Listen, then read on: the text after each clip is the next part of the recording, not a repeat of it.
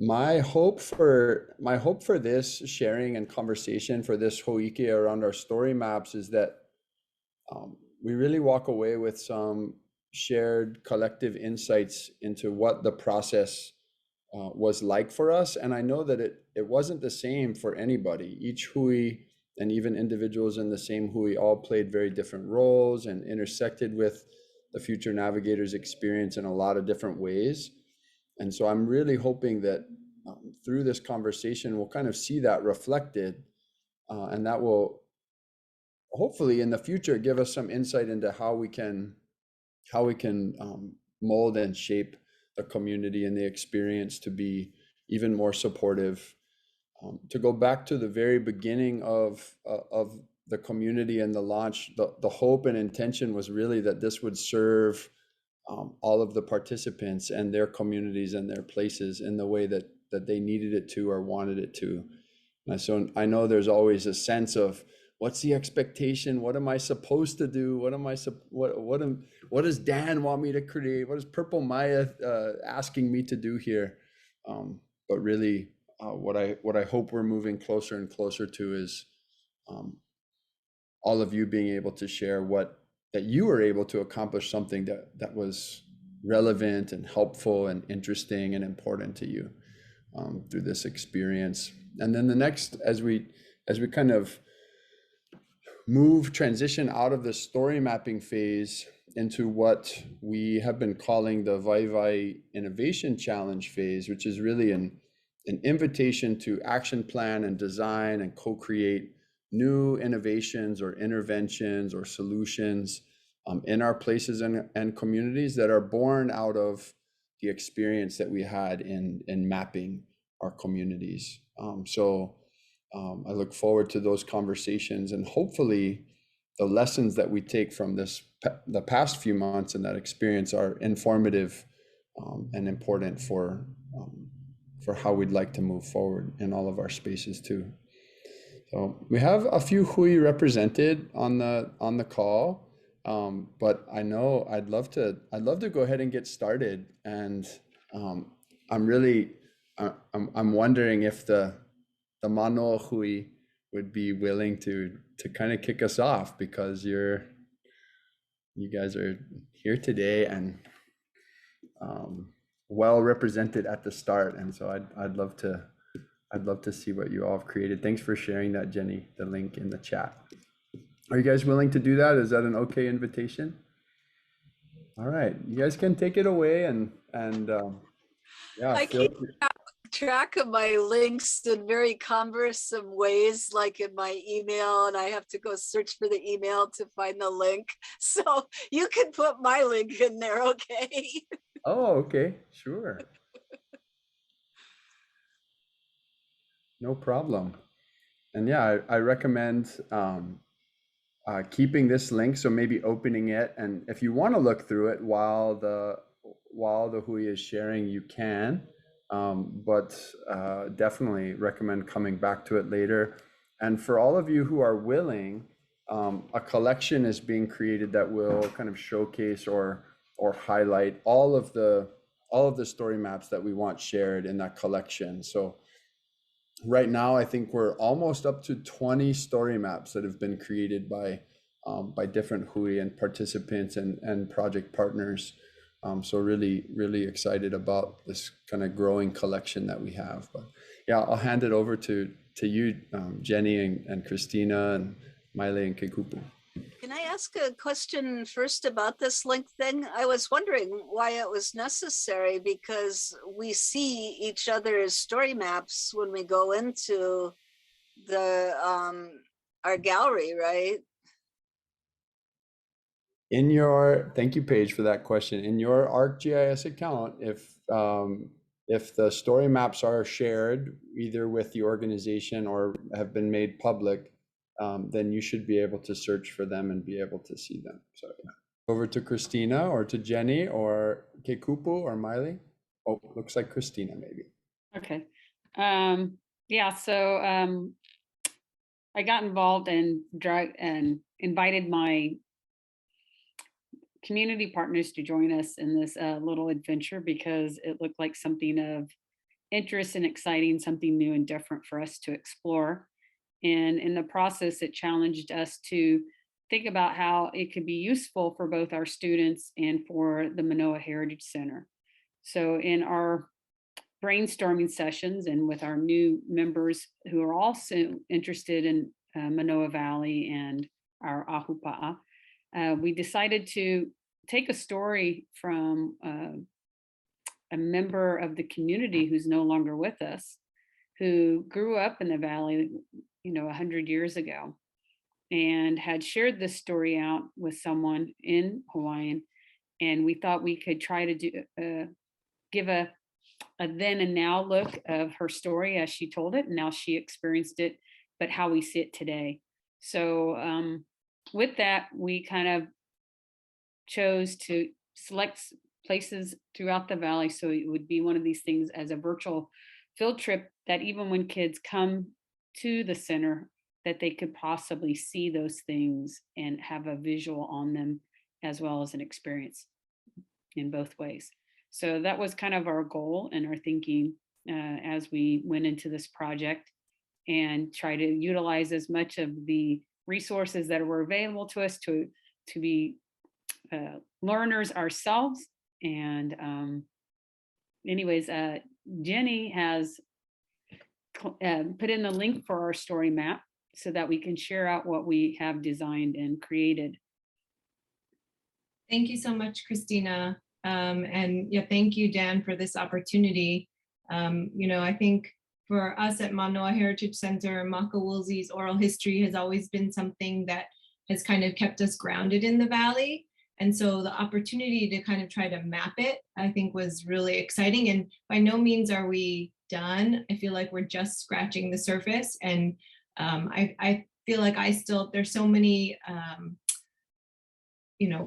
possibilities with, ArcGIS that I still have to kind of refine and learn myself more. But I feel like it's just a really great opportunity. I mean, can I share my screen? I know the link's there, but just so we can all look at it together. And so like Christina said, Maka Woolsey, her family had the Woolsey Poi factory, and I've read her oral history many times, and I didn't ever really realize how close it was located to where Manoa Heritage Center is. It's literally, down the road through like 7 houses on Oahu Avenue. But it was this creating this story map that really got us out of the office and actually trying to walk and as much as we could. And Christina's laughing because there is this period over spring break where I think she was here every day, and we're like, okay, let's go across the street, let's go and look. And so it was just a great reconnection, I think, with this place. And I think, like she also mentioned, kind of to see what has changed over time. And that was just, I feel like this is what I love about what I do here, thinking about the past, thinking about, place names, all of these words that, are telling us about Manoa. And so it was a really fun experience for me, at least. But I'll pass it to anyone else in my cohort, our hui, that would like to chime in.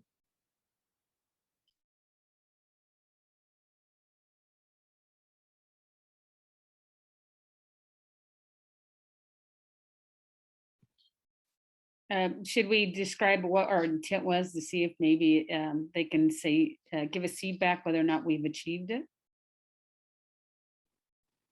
Sure. Okay, so as she stated at the very beginning, it says Makawulzi, and it's kind of her story. And so the next part of the page shows the places on the map, because again, it shows it's a virtual map, and it explains a little bit about her and her knowledge of these places. And so here are a few she talked about. So number 1 was one of the first ones, which was Pu'u Manoa, the gateway to Manoa. And we quoted her and what she had said about it. It protects against the sea from entering the valley of Manoa. Number 2, and again, it's this idea that someone could stand and look through the valley and see these things for themselves as they stand. They can also use this website. Number 2 was Pu'u Pueo. And again, we quote her on Hualaka. There is Pu'u Pueo, the owl hill. It is where the owl hoots. All the owls rested there. The great watchman of the valley was Pueo, who lived in the cave on this last Pu'u of the lower valley. From her house, Queen Ka'ahumanu could see the signals of Pueo. This is a place that became the home of Judge Cooper. So as you look through information and learn about the valley, you'll see lots of many names of people who've lived there and own property there and have a presence there from the past. And then number 3 was Ka'ulamua, is where that the light of the sun is first seen in the entire land, first sight compared to rising of sun. It was there that the horses stopped. So in the day, the horses would hang out there and I think refresh themselves. And then what we did with each one of those is, as you can look through, we gave a quick numbering system, and then we have links to each one of them to give more detail. So as you're reading, you can look through all 6 quickly to see a quote, or you can go down further along the page or click on the links and it'll take you down for more details about each location. And here we took a picture on, was it March 21st or 22nd? What day was it exactly? Was it the 21st? I think it's the 20th. It's the 20th, yeah. So trying to catch that that equinox time where we thought we could see the most. And we got some really cool pictures, but we were trying to see that whole, it was really cool to watch how the light bent over the valley from one side to the other as she described it.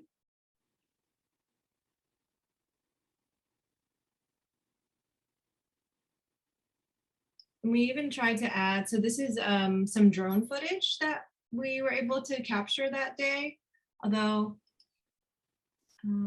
it kind of takes a second to realize that it's playing, I think, because I think that suddenly the light will change, yeah.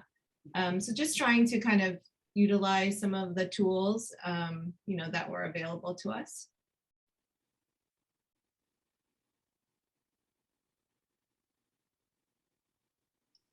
And then, of course, this is our site. So Kuka'o'oheau is on Manoa Heritage Center property. Maka mentions in her oral history, this is the land of Montague Cook. Kuka'o'o Kavelo Kamahamaia came from Kauai and stood on top of Konahua Nui and looked down. He threw down an 8-eyed spear like a fork, which struck the earth below and exposed the soil and rocks. This place is called Kuka'o'o. And actually, if you click up here, so this is a time lapse that Kupu and Maile took on that morning of the equinox. And so that's kind of cool that we could add that in here as well. And this, I don't know if anyone remembers that morning, March 20th, it was pretty cloudy. So the fact that it just opened up for sunrise and the rest of the day was gray, I would have, if I hadn't been here, I would have never believed that this is what happened that day. And then the last stop, well, actually there's 2 more stops on our, we have so many old photographs that we have access to here at Manoa Heritage Center, just of the valley. And so this one has always kind of piqued our curiosity, and that was said to have been the shingle home there. And so we were really trying to figure out where exactly that was located. And Maka mentions this place in her oral history. We climbed upward to Kaho'iwai, the shingles place. From there, we climbed further upward to Kalimukele, Jimmy Boyd's place, the last house. Black seaweed is abundant in the stream as far as the shingles place. This water is called Kalimukele. And so just trying to figure out, where this possibly was located. And so I don't know if you can see this waterfall here.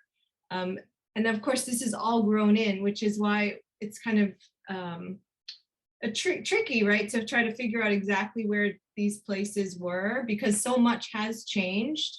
But I waited until a really rainy day, and we kind of had an idea of where we thought the shingle home was located. And then when the waterfall popped out, I thought, well, maybe, that's the same waterfall that we can see here.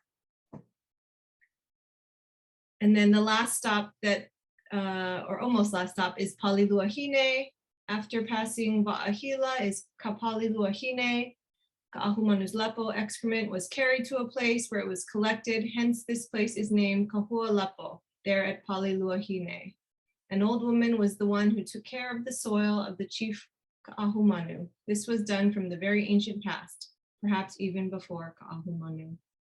And this is another one where I think we're still not really sure exactly which, part of the mountain on that side of the valley is Paliluahine. But this is our best guess. And this is actually a little video that Keala took of the Tuahine rain as it comes across our site.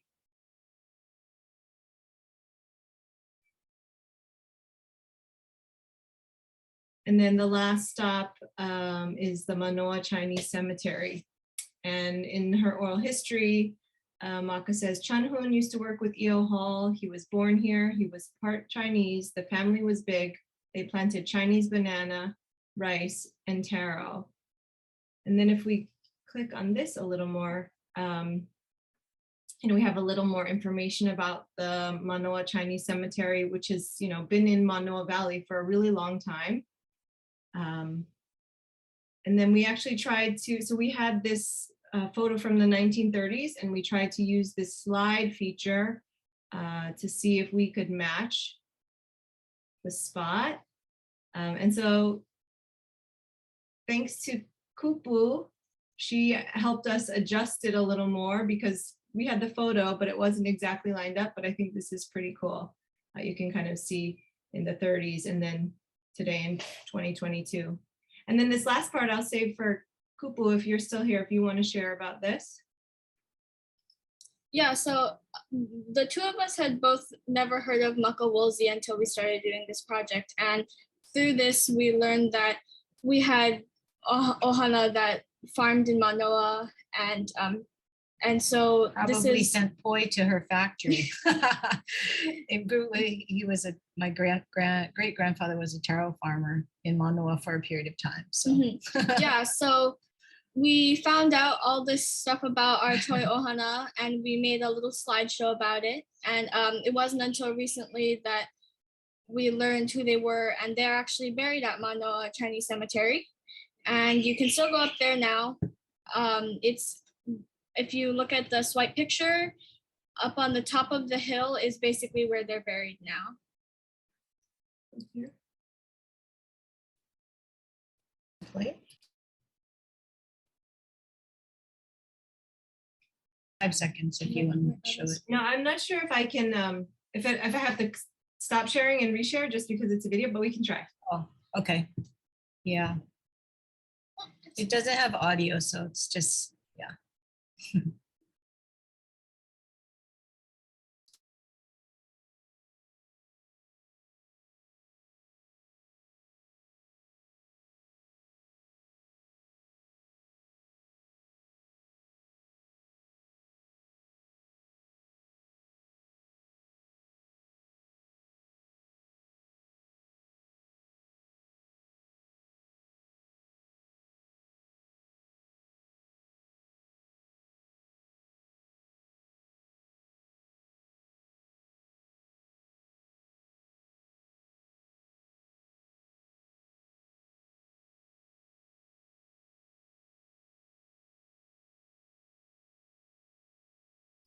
And that's kind of how developed it is at this point. But I mean, we'd love to hear any comments or feedback from folks. I just want to say mahalo. I would love to hear everyone's sort of reaction and reflection, and kind of open it to discussion before we move on to another one. But I just want to start with a mahalo, a beautiful, even just to think about generations of folks who have been giving their attention, right, shining their light on Manoa, And so I really appreciate that family connection, and also just the deep connection to place and the honoring of Makawulzi, and the importance of those stories. And even though it's subtle, like even the ecology and the biology that comes out, right? The signals from the pueo, in those stories, and the gathering places, where there was water, or where there was shade, or where there was sunlight, and thinking about, just the real genius of Manoa.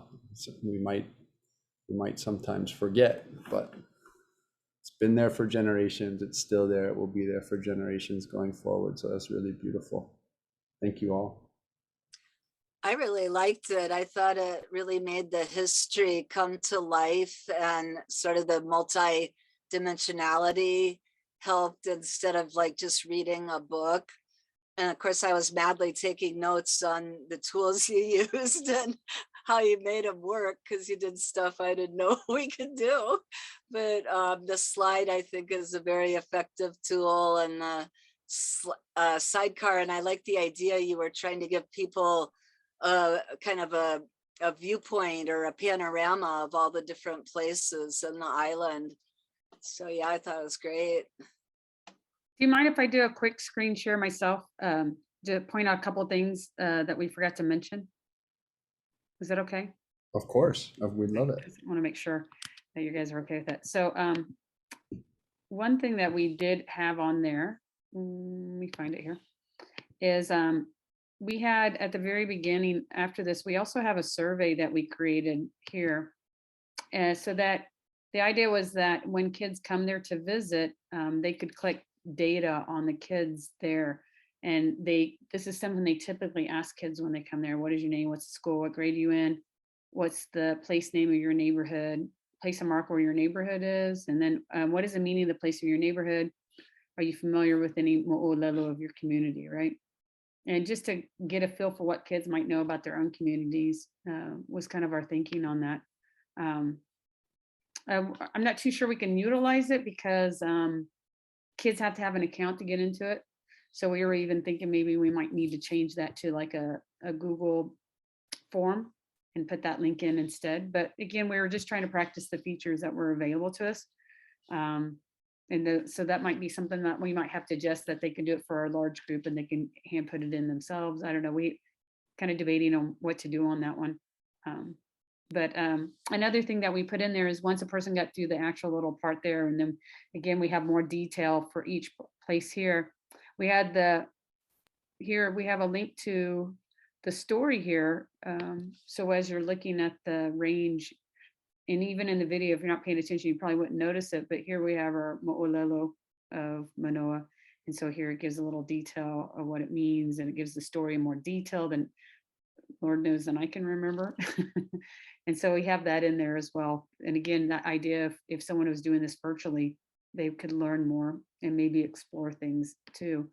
I'm trying to remember what was the other thing that I wanted to show. And we also here even have this link, so that somebody, if they want to find a little bit more detail, oh, my computer won't let me look at it, but it gave more details about the cemetery and dates and things that someone might want to be interested in learning more about the Manoa Chinese cemetery.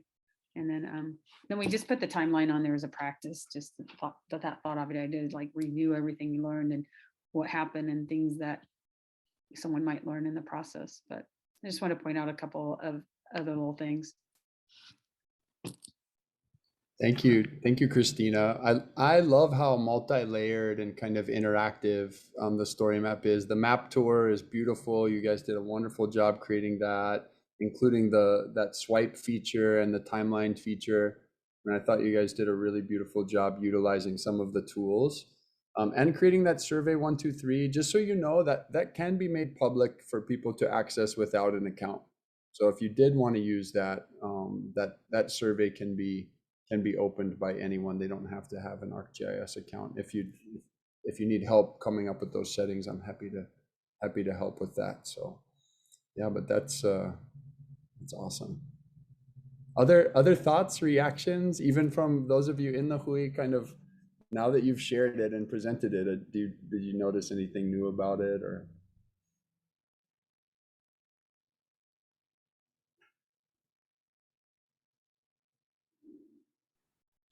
I mean, I guess it just feels like kind of a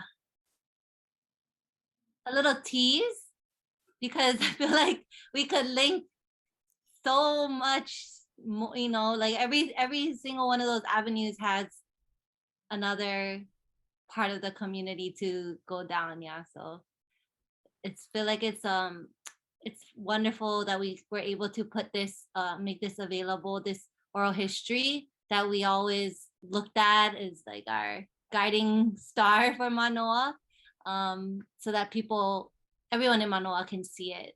So thank you for teaching us and having us. Oh, mahalo, Kel. I really, you know, I'm excited to dig more into the story map and into Makawuzi's oral histories. And I think it's such a powerful portal.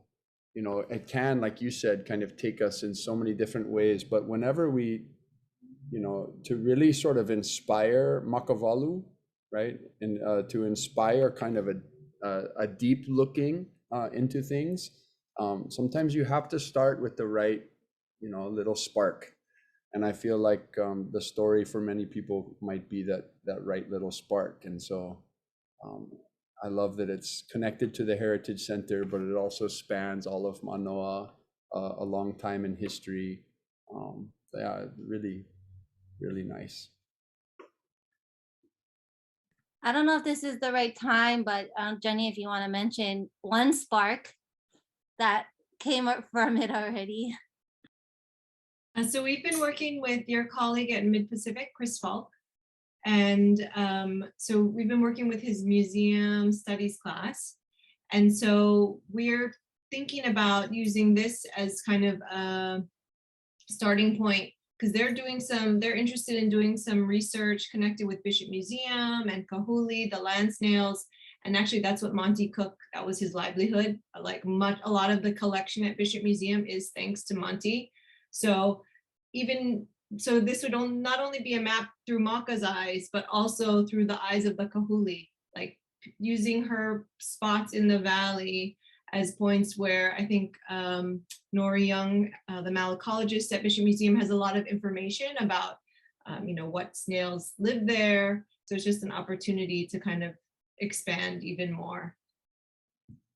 Wow, and to think about the genius of Manoa as at least in some part, and maybe a very significant part, and partly the genius of Hawaii as well. But our land snails are incredible, and the amount of endemic species that we had, and the role that they play ecologically is so critical. And of course, we've neglected to care for their homes and their way of life for a long time, but to sort of retell that story, I think would provide, you know, if we could redesign our communities to benefit all of the native land snails, I think we would, you know, I think we would do ourselves a service and our whole ecosystem a service. I once had a friend who was an architect who went blind later in life, and he said, wow, what I realized was if we built buildings and cities for blind people, they would be better for everyone. And I think the same might be true, or is probably definitely true, for snails too. So I love that. That's a beautiful spark. And yeah, Chris is a wonderful friend and colleague, and Bishop Museum would be a great partner too. So I'm excited to see where that goes. It's really exciting. All right, I'm just want to share another mahalo to all of you for the work that you put in to share this story with all of us, and look forward to following up with you all and learning more and checking out the story map in more depth. But yeah, what a wonderful way to kick off today. So thank you, Christina and Jenny, Keala, Miley, and Kikupu. Appreciate you all being here. All right. Well, I'd love to jump into another story map, and welcome to Mark Ellis. Good to see you. Good to see you, Kapena, Captain Mark, and I hope you're doing well. And yeah, does anyone like to like to share their story map or their learning, even if your story map, if you're still like, it's not ready to share, we'd still love to hear from everyone who's willing to tell us about what they've been thinking about and learning. If no one's gonna go, I'll go. Cheers. Yeah, sorry for the delay. So Punahou, anyone with Punahou out there, Punahou has a double hull sailing canoe, and been out. I think today might have been the 18th sail that they did, and we had 4 students on board, and so it's doing quite well. So let me. And that was even without Kapena Kaniela here to you had to take over. Yeah, so Kaniala is on Hikalalia heading down. So I've been his replacement Kapena. I've been another Kapena for Punahou to help them out, and I'll be heading down to Tahiti next week Saturday or the following Saturday to come back with the canoes. But I just put the link to our story map in the chat. It's still kind of being worked on. I'm trying to get my daughter and others to come to help me do this, but they were here and then they ran away. So I'm not sure why. But our group is Olai Kavai. Do you want me to share my screen, or everyone can click into it, or what do you suggest, Dan? I thought it worked really well when Jenny and Christina shared screen. It's nice to all be looking at the same part at the same time. If people want to ignore us and go off on their own, they can and look at it at their own speed. But yeah, we'd love to hear you telling about it while we're looking at it with you. It's beautiful, but really, another great map tour. It's nice work. Okay, so this is our story map. So it's Olai Kavai, and we're focusing on the away of Nu'uanu. And just trying to tell a little bit about the away and use the story map functions and use the tools to do that. Our mission for our group is to inform and engage, and then also to create positive change. And so by informing, we hope to use these story maps to inform, and then we want to create curriculum to engage. And we're working with a community partner, Malamo Awai o Nu'uanu, that group, to help them with their education mission, really trying to inform the children as well as the landowners that have Hawaii that are running through their properties. And we did a Hawaii walk with them, and a lot of it is overgrown. Some landowners really take care of malama their Hawaii, and others just kind of let it go to waste. And so there's a group, and a lot of their members are older, and they're trying to clean up the Hawaii. So we're trying to help them get younger audience, younger community members to participate. And so that's kind of our thing. And so you go down, the first portion just talks about background information about Hawaii. And then our goal is actually, we have a book. I don't know if you guys can see, but I have this book that has all the Hawaiis. And so we also have a cultural report that gives us all the maps of the Hawaiis. And so we only did one Hawaii. Our goal is to then story map all of them, and so that it would be very informative.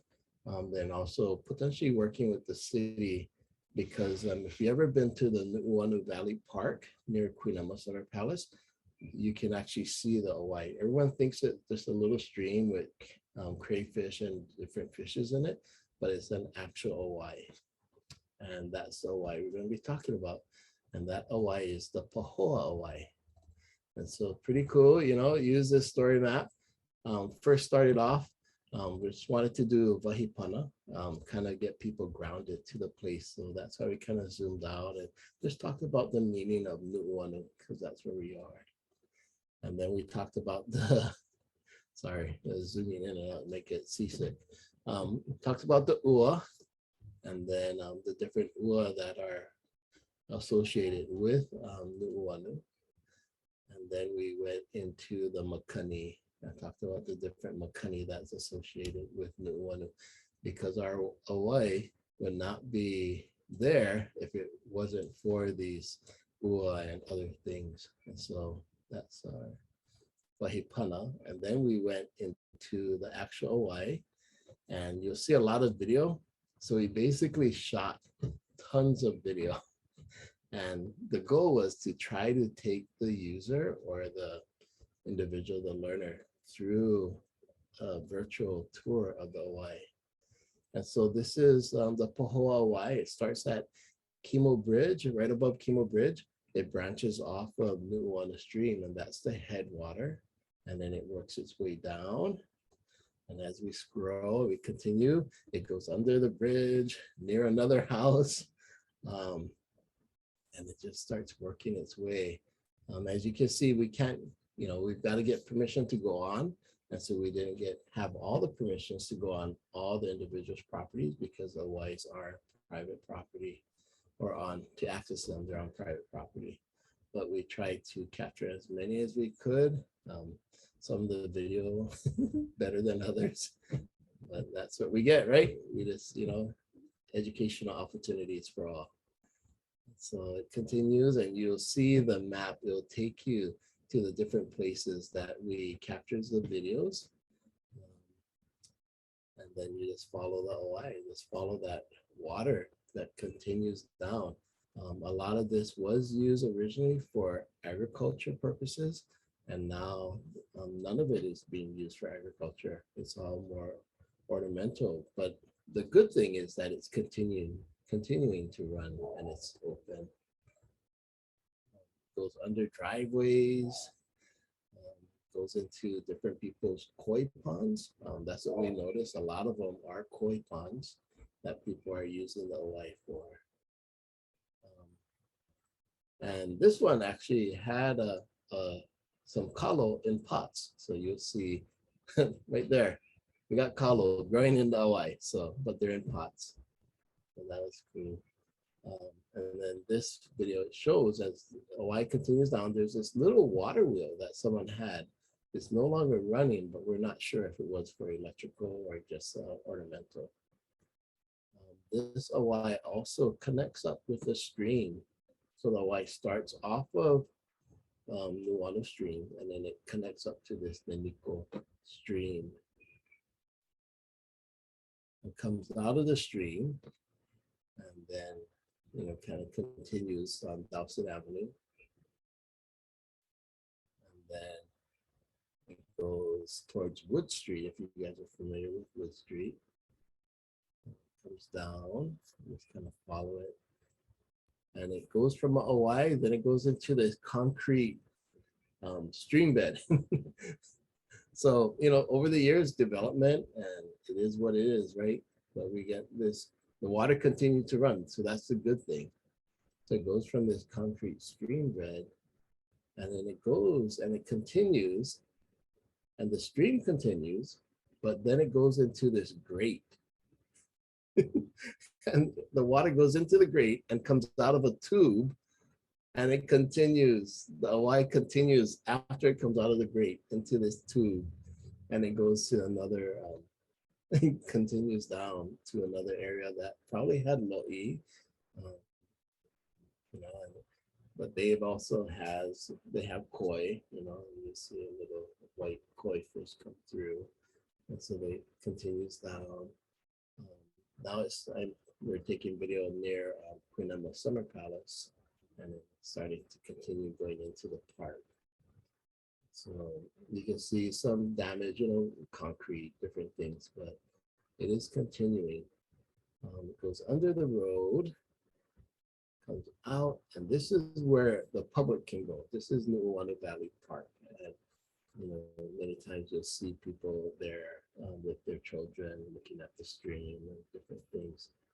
It continues, and then for some strange reason, it continues, and then it goes into a pipe.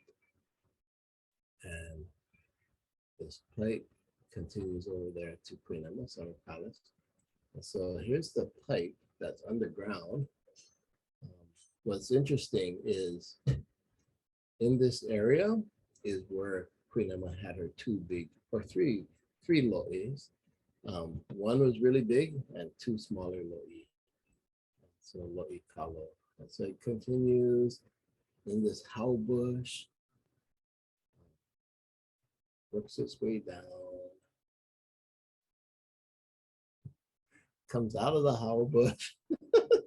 So you guys can, I'll go a little bit quicker, but you know, I think everyone enjoyed going on this little hike, learning all about this OI, coming off of Moana Stream, going and working its way. And you can see that there's some areas that were more maintained and other areas that are just kind of overgrown, but it's continuing to flow. You know, we actually, when we're doing the Hawaii hike or walk, we actually help clean a couple areas. And then now it comes underneath, and then it comes by Park Street. So it drops down. If you follow the map, you'll see, and it drops down, and then it will go under the street. And then the next one, it kind of comes to this open concrete ditch near La'imi. Follows this path, takes a turn, goes under some driveways, and then continues along the side of the road and underneath things. And from there, it pops itself underneath the road, and then it pops out into Nu'uanu Stream. So please go check out our site. It's going to be evolving. We don't have the education things on there yet, but our goal is to, inform, engage, and create positive change. And this is just one mechanism of informing, is having this website. Another, as I mentioned, is signage, and then also working with the area schools to engage them in some interactive things. And it might be lesson plans. We're probably going to be targeting the preschools, because we've got a couple of preschools that have their property is right next to the OI, and then also the elementary schools in the area. So that's what we had to share. Wow, Mark, just wow. Yeah, to you and your ohana and hui for reminding us and seeing for yourself that, and you kept saying it too, but the water's still flowing. The foundation for Vaivai, the foundation for ecological health and cultural health is still there, and it just needs some malama, right? It just needs some attention and some care. And what a beautiful insight for future innovation. And also, oh, I love it, Kayla. That's really good. That's awesome. That's awesome. I like it. Yeah, so cool, Mark. Thank mahalo. That's when I set out to okay, I'm gonna invite these people who have never really used story maps before to create story maps. I didn't know what to expect, and to see already what you all have created is just like, wow, what a gift. So today's my birthday too. So all of these awesome story maps are your guys' presents to me. So thank you for that. That was really Happy birthday. You know what? I liked it a lot, and I was thinking about the sense of immediacy you got. Like the other one, we were going back and forth in time to history and present, but here we had this immediacy of following the water down the stream, and it was kind of like a game. You really got pulled along with it. Very immersive. It's an idea there, Mark, for innovation, some place-based, like instead of Pokemon Go, there's some like Awai based game where you gotta malama the Awai and you gotta like sneak into people's backyards. No, you gotta ask permission. But yeah, it's good. It's good. I like it. What we notice is that if you ever go in Nu'uanu, a lot of people have security cameras. But Is that it? Is that a way of saying you got busted a couple times? Oh, no, because we had approval to all the properties that we went on, the study, the Hui that we went with, they got clearance. But people came out because they saw us trigger their security camera, but they already knew we were coming. So they're just kind of waiting for us. And a lot of the residents were excited to kind of share with us about their Hawaii.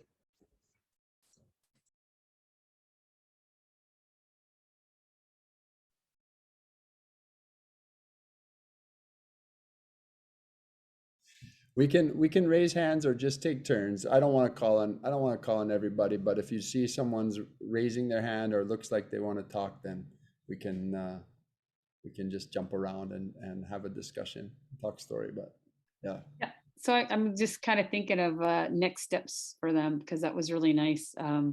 And Dan, this is where you would jump in with your knowledge, but would maybe a next step for them, let's say, for example, they wanted to collect data on certain parts of the stream to see how the water quality is. Would that be like an additional link, which would take them to a data set? Is that what be something really kind of cool for them to do? So that's a really, really good question. And I think that absolutely there are probably existing, probably not in the Auwai, but maybe a new Wano stream. There might be some existing data on water quality, especially where it flows out. But it would be, that's something that's possible, for example, with the field kit technologies. Not many of our Hui really got to use the field kit, but you can do water quality samples. We have other partners at UH and other community partners that could facilitate that. I was also thinking like, wow, it would be so cool to actually see what are the different native and invasive species, the limu species, the fish species, what life is still kind of dependent upon these Auwai systems. I think it could be another really cool survey. So some of that data may already exist in some forms collected in the past, and we could build tools to also collect some of that data ourselves with students. That could be part of a curriculum, that Mark's talking about. So yeah, I mean, again, like the opportunities for Makavalu, right? It's like if you pick with the right portal, and I really feel like, again, you guys have really done a masterful job on these first two story maps of picking, the right thing to pull us in. And then from there, the exploration can go in so many important directions. So yeah, I love it. And so you're thinking in really, really good ways, Christina, about, how do we extend and deepen? But it's like Paige was talking about, just the bringing us into the Auwai with all of those video, right? And it was like, well, what's next? And then even the way you tell the story, Mark, like, and now we're going to go under the road and then through the pipe. And then we got to go through, through the grate. No. Oh, into the koi pond. Oh, the water wheel. It's like, you can tell the story like, like the water is alive because it is, right? So I think I think this story map does that really well, and will spark all kinds of cool ideas from students, especially the preschoolers. Once they see this, they're gonna go nuts. So I love it.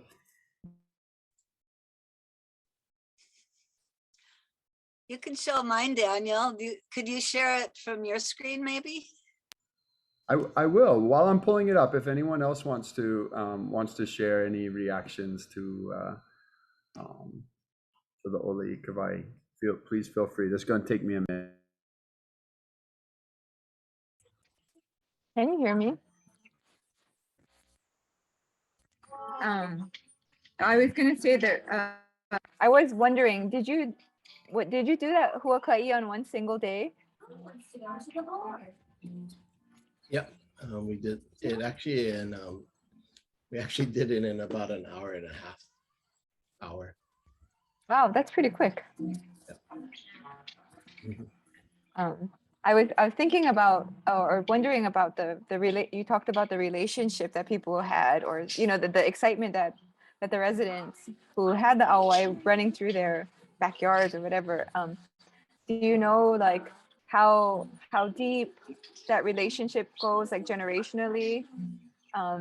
And if not, if or you know, or depending on how deep that relationship was, is part of the, I mean, the work that you're doing, or the organization to sort of educate the the the residents about like the importance of the water running behind them through their houses. Yeah. So a lot of the individuals, they don't have a deep, they haven't lived in the valley too long. And when I say too long, they maybe have lived in for 50, 60 years, but they're not from. There's actually only a couple families that are deep in the valley, or I should say deep in the valley, but have long term. So my family, we've been in the valley for over 250 years. So we were we helped build the OI, our family, and so that's why we kind of picked it. And then within my family, there's actually three of us that are still on our kuleana lots from when we received at the Mahele. And then prior to Mahele, that was 7 generations ago, we were 14 generations further up in the valley. Yeah. But a lot of the other ones, they're not, they haven't been here for over 100 years. But the excitement is that they really, are tied to the OI and their OI. But there's also some that are trying to stop the OI. There's some homeowners that were trying to actually dam it up and stuff. But thank goodness we have a lot of these residents that are really excited.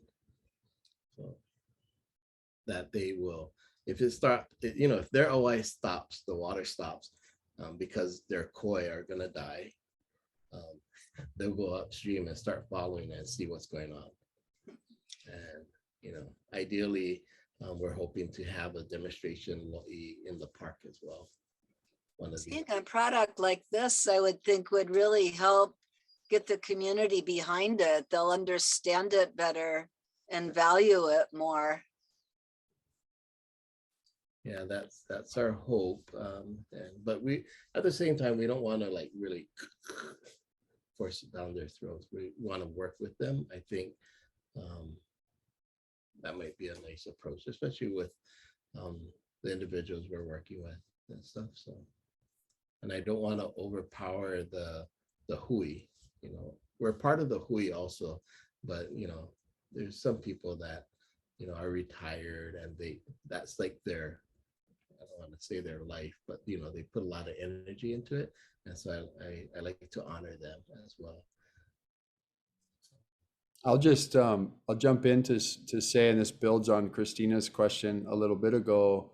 One of the things we'll be looking at in the Vaivai Innovation Challenge is this concept of ecological performance standards and ecosystem services.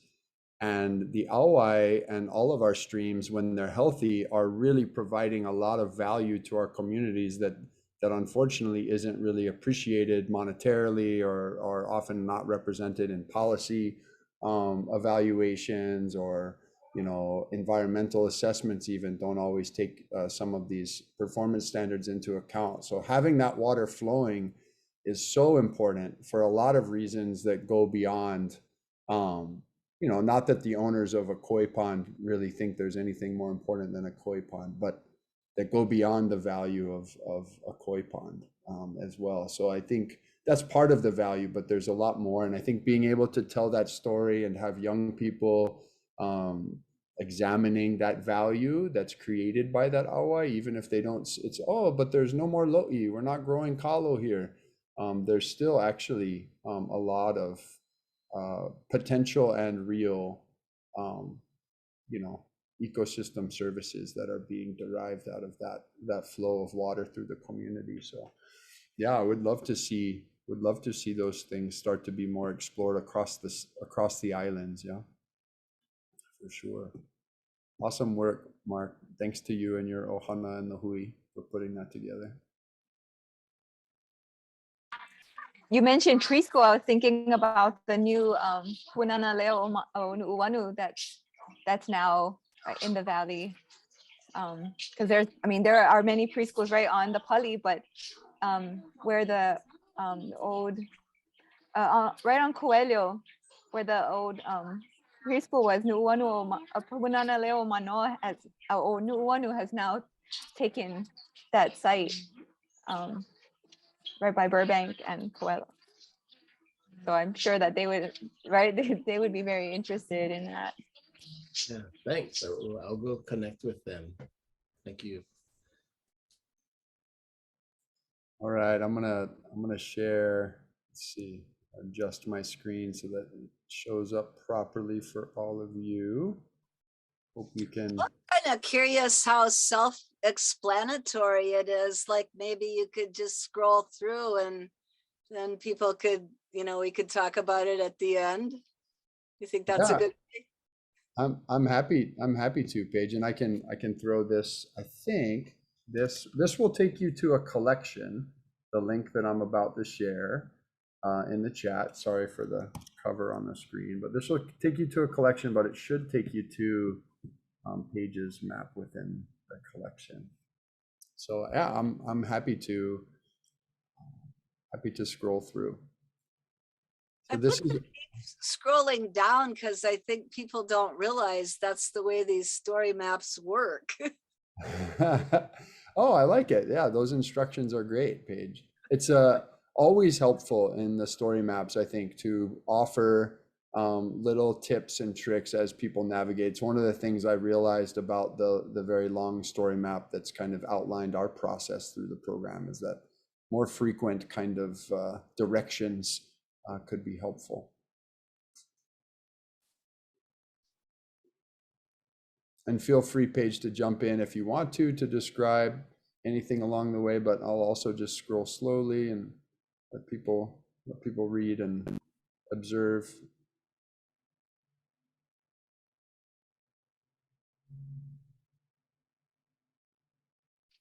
So I thought about embedding the survey, but I wanted the story to be dominant now, but I did a screen capture to kind of help people understand what the survey is and what it can produce.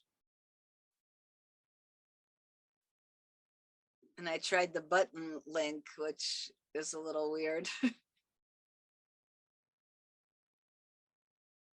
That button also takes you to the actual survey. Yeah. Okay. Cool. So then I started a sidecar.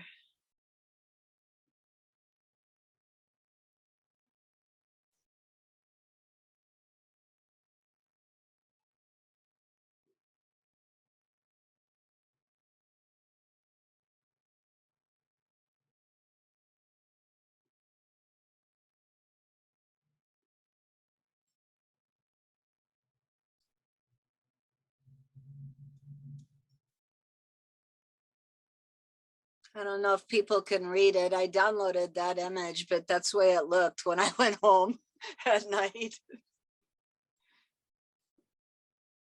Wow. Yeah, it was kind of scary the first time.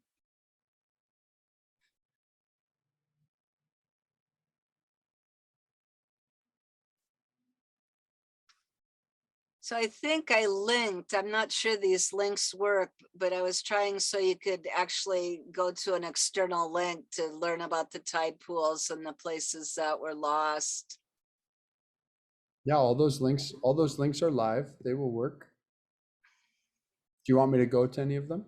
No, I mean, like she said about the other projects, like the tip of the iceberg, you can go in so many directions. It's kind of cool, like how much information. Okay, here, Daniel, on this slide, watch your scroll bar. This is what I was asking you about Wednesday night. You're going to have to scroll down really a long way to get to the next slide, because when I deleted that text, it seemed like it kept the spacing, and I tried to fill it with images, but it didn't really work. You're still going to have to scroll down a long way. That's my halau. We went and looked at the lava. And that's tide pools. And the tide pools are all filled in now. Broke my heart. Favorite place on the planet. So here's the long scroll that you're talking about, Paige, that we have to figure out. I have to scroll and scroll and scroll. Gonna lose people on this one.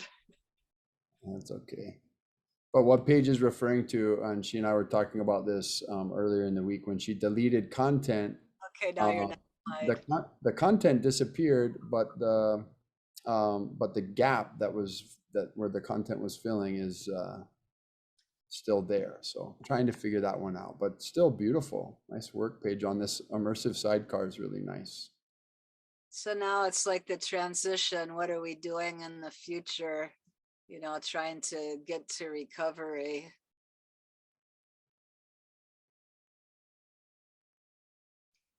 So now I tried for this is after I talked to Noah and I got so excited about what he told us about the importance that Puna has had historically in being a source of ulu. And it was a very important food in Puna because we didn't have better soil for other types of staple crops. So for this one, I tried the slideshow and I realized I don't really like it for this purpose because you can't put that much text into a slideshow. But I like interrupting the flow from going vertical to going sideways. Yeah, I think it's nice to be thinking about the, like the design of any website or app or product, right? The user experience. So really trying to put yourself into the shoes of someone who's looking at this, maybe exploring this from the first time or without much background knowledge, and what's their experience like. So even there where you might want to mention that this is a slideshow and just kind of point people like you did up top about scrolling down. And you could just let them know that they can click over. Most people will see that there are kind of 3 buttons down there and this caret to the right, but very cool.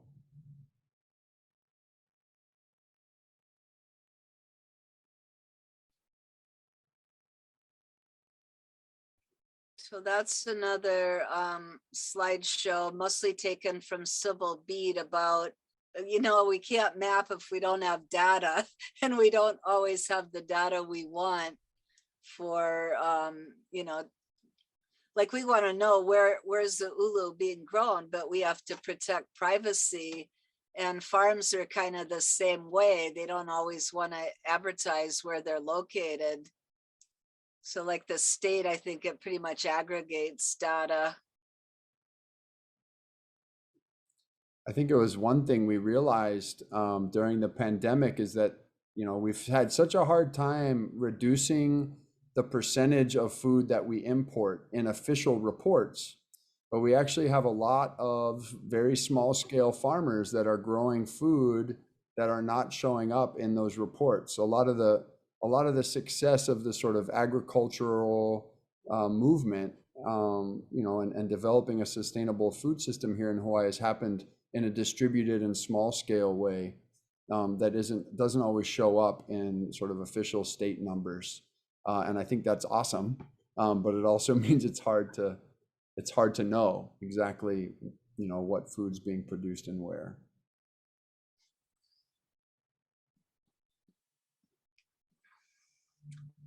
So this last slideshow you're getting into is our political activism, because there's some conflict with people in Puna that are like, hurry up county, build our roads, let us go home.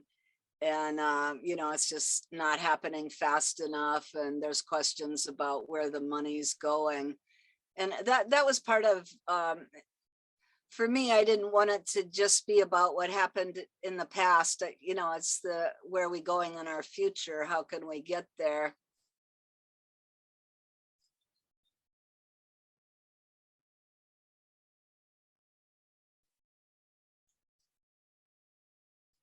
I threw this together pretty quick. This is still, to me, a work in progress that I want to improve. I'm gonna stop sharing, but I just want to say mahalo to you, Paige. I know it feels like you threw that together quickly, but I know the the love, the aloha, and the malama that you give to the community you have not thrown together quickly. And I think this is just a cool snapshot of what's possible as we think about, how to bring food production and life back to Puna following the most recent large eruption. So I think, yeah, it's awesome work. Thank you so much.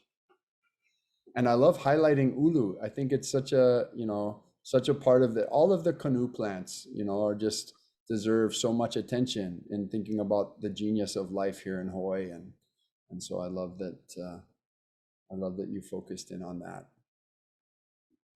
I think this could easily, like each separate sidecar and slideshow could eventually be a story map by themselves. They could be a collection.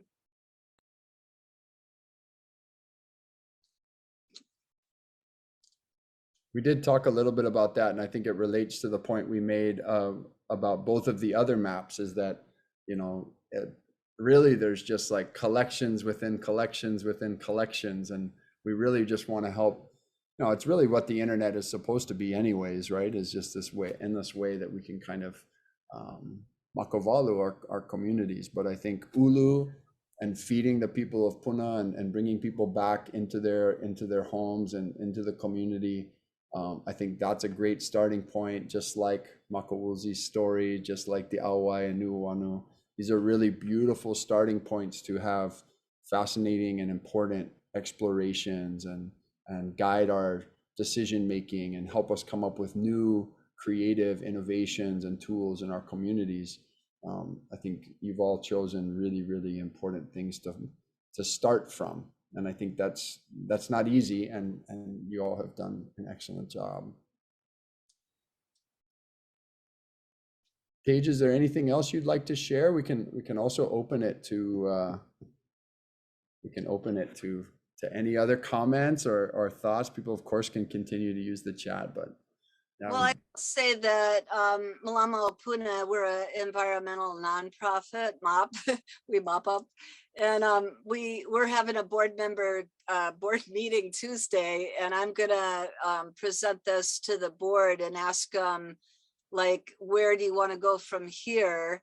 And this rare variety thing that we've been asked to do to work with the Ulu co-op on. So that's one thing we definitely want to do, but kind of asking the board, I think there's a lot of potential in this. What do you want to do, and how are we going to do it, and who's going to do it? Because I can't, it'd be great to have more people involved making story maps and designing them. I mean, for me, I was like, oh, my pictures are disorganized and I got to go find some illustration. So, having all that stuff organized so you could really quickly put together a great story map if you already had your act together with your assets. I think you said that to us the first day, but I definitely experienced that.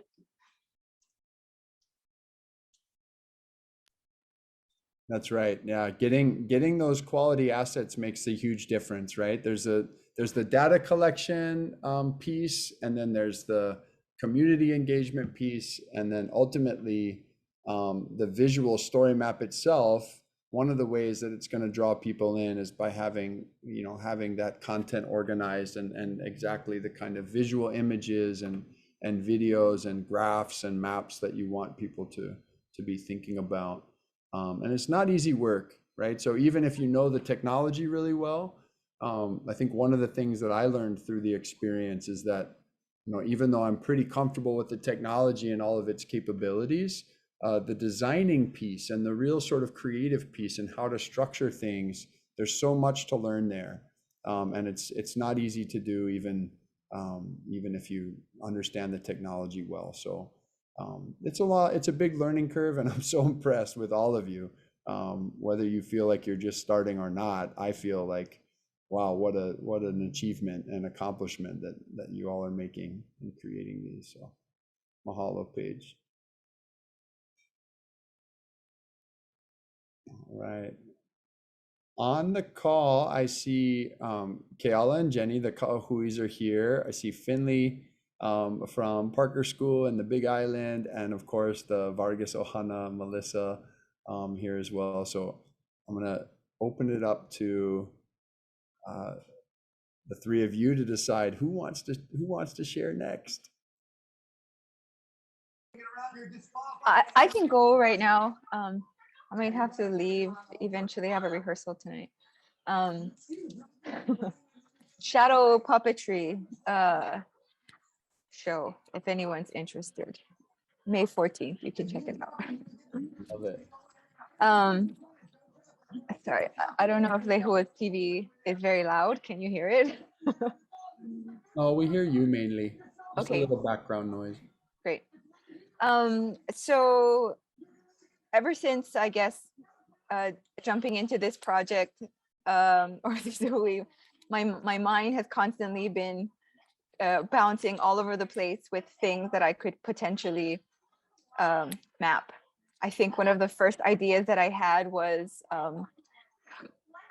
from the Kamehameha Rise of a King junior nonfiction or historical fiction novel, where I began to understand like some of the places here around, where I live, and like streets like Laimi, for example, or Mae, that this doesn't just mean clean, right? Like it's actually Pu'u'o Mae, and then trying to think about, oh, it would be so cool if like Makawuzli or even following the Awai, like to follow this journey of Kamehameha and the battle, like going up to the Battle of the Pali and all of these areas.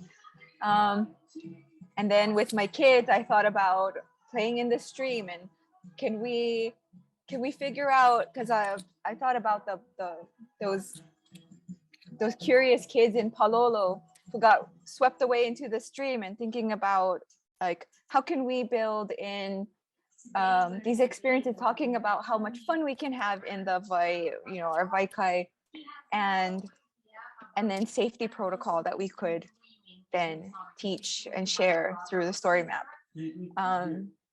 That didn't happen.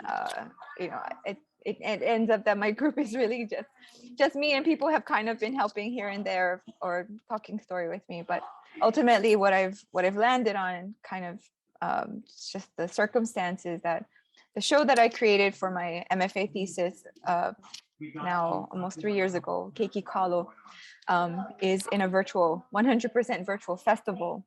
And the turnaround time to create something is very short. And I thought that it'd be really beautiful because so much of the show is rooted in place, that what I could do is honor the places that influence the show. And so, trying to think of like way too many ideas, like, oh, can I do the swipe feature and see what is a Elepaio like in real life, and what is the Elepaio puppet that we created, and comparing and looking at those two different things. But ultimately, I realized that one of the things that I didn't do for the show when it was originally created was to record and capture the music. So now that I find myself with this like virtual offering that I have to give very, very, very soon, that so much of the music too highlights experiences that you can have out in the community. Uncle Calvin Ho was a mentor.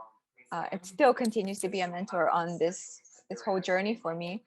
And he's taken me to places like to Waiahole, for example, where he has this Oli Kahea, which Mehana Vaughn composed, and honors Hakipu'u and Waiahole. And then when I went to Kapapalo'io Kanewai, the experience there and following the Auai, and that really helped me to see like how important it is to understand like what are the different parts. So I created an Oli that or a mele that basically is just talking about the different parts of the Auai. So my map is kind of a mess right now. But the idea now is that I'm I'm I'm recording the music, and I'm going to present like live footage from, like, I was lucky I got to go to Canoe last week. So um like interchanging, I hope this is all possible, but interchanging footage from the show that was actually captured with these real life experiences. I'm almost thinking about the new HTY show that just opened today called Imi Alawa'a, which is an augmented reality show, experience. And yeah, and how this can kind of lend itself to that, right? And helping maybe creatives who want to make augmented reality experiences in the theater, use this as a starting point. So yeah, I'm not going to share with you my story map today, but once it's finished, I'll be happy to share it with you so you can see it. But basically, yeah, one of the things I struggle with right now though is thinking about like the transitions between these different experiences that you might have as you journey along through the music. The final song is the final melody is Puki Ke Kalo, and we do that before we harvest, and then we actually have a Ku'ikalo on stage. And I was thinking about like the board and stone class, which I ended up taking post Kekikalo, but basically this show is about it's meant to inspire people to get outside, to get out into the community and be a part of the cultivation of kalo, and thinking about it right from the perspective of very young children, and engaging our young people from when they are babies, and the care that exists in the community surrounding ohana even. So yeah, that's all I have to share for right now. Feel free to ask questions. Mahalo, Melissa. I know, yeah. Gee. I am you know this because I think I share it every time, but I'm just blown away by the sort of your kind of creative process, which you describe as messy and things are like you're trying to figure things out. But for me, you're always asking these really exciting questions and imagining all kinds of new possibilities. And I'm excited for the new augmented reality show at the Hawaii Theater for Youth. And I'm also excited.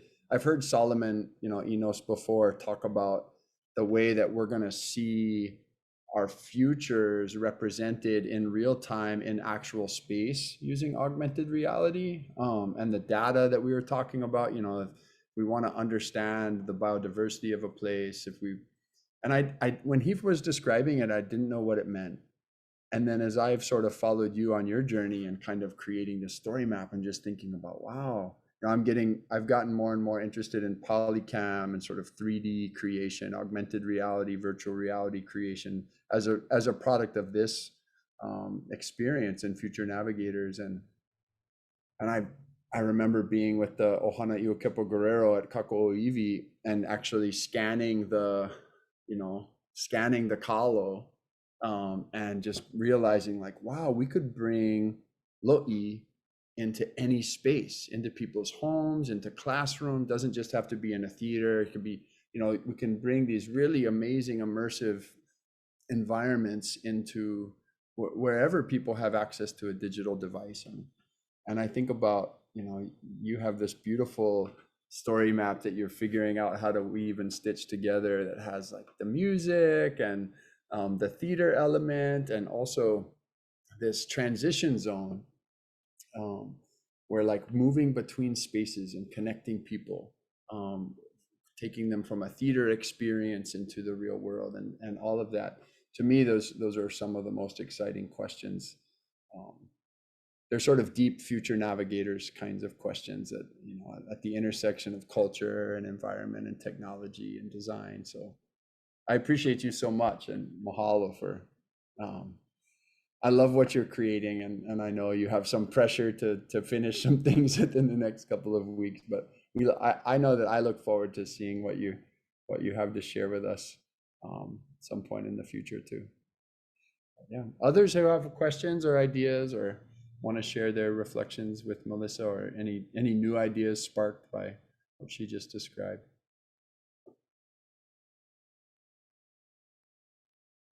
Just I want to share that I can't wait, just because I saw Keiki Kalo, and even though you mentioned it was a few years ago, I mean, it is so visual, and I mean, I could see, like, you know, it was like I was back watching your play. So I can't wait to see how you kind of combine some of the technology and add some of these other elements. So I'm excited.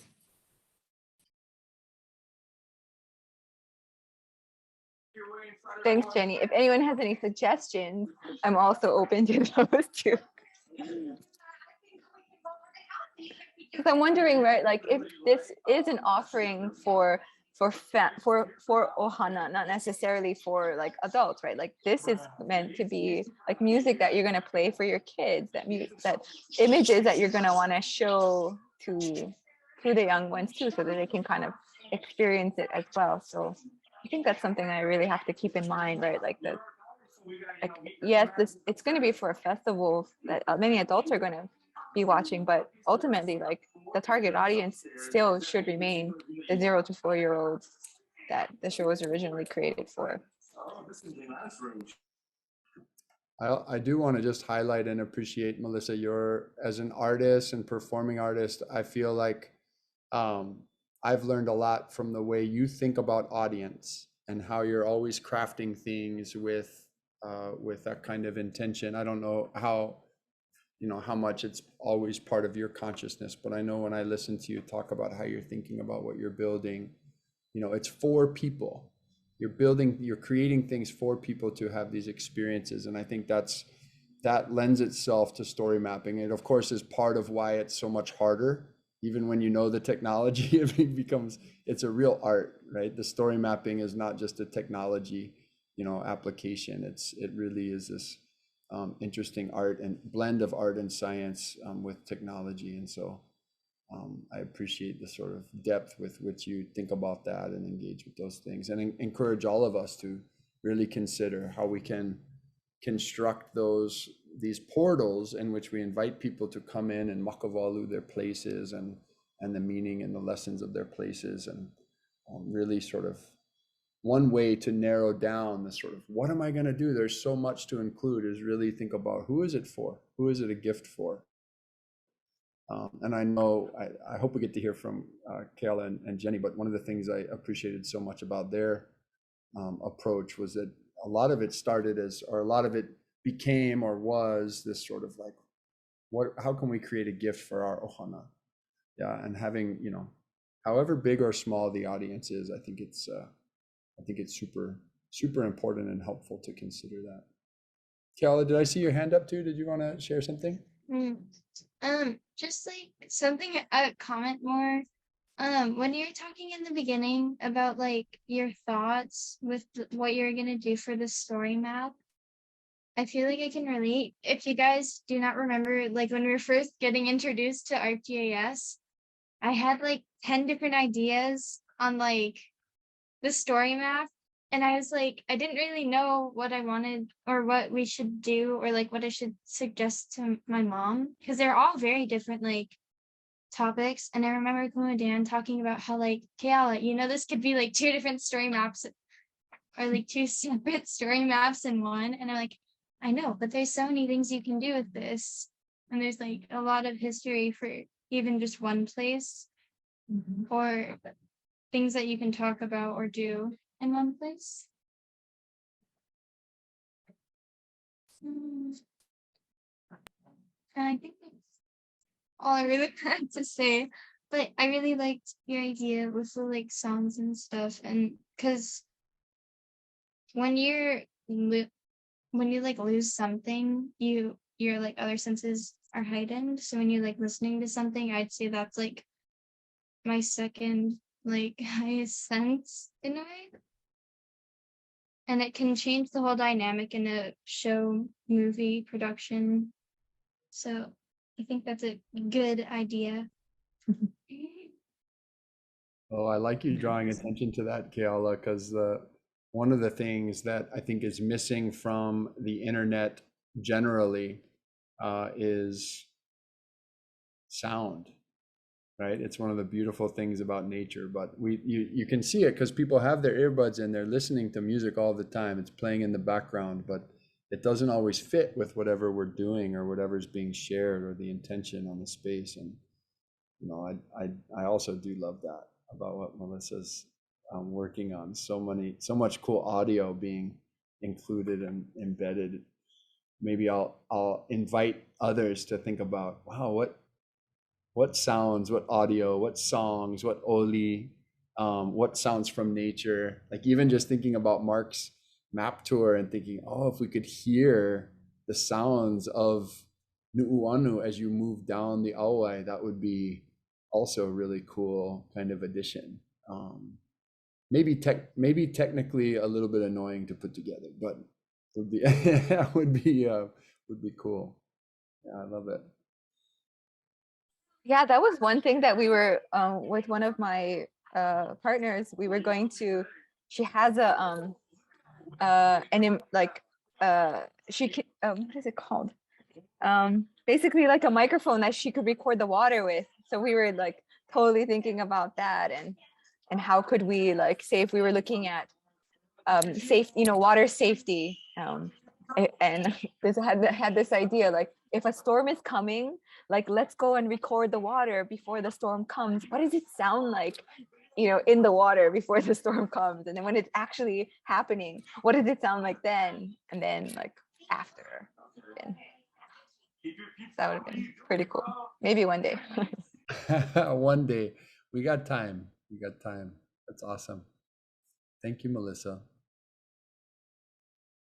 Any other thoughts or reflections people want to share out loud?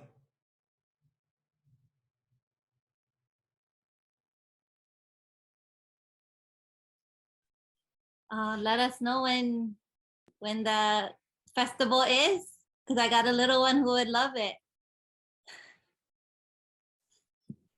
Sounds really cool. Where'd Pili go? Bring Pili back.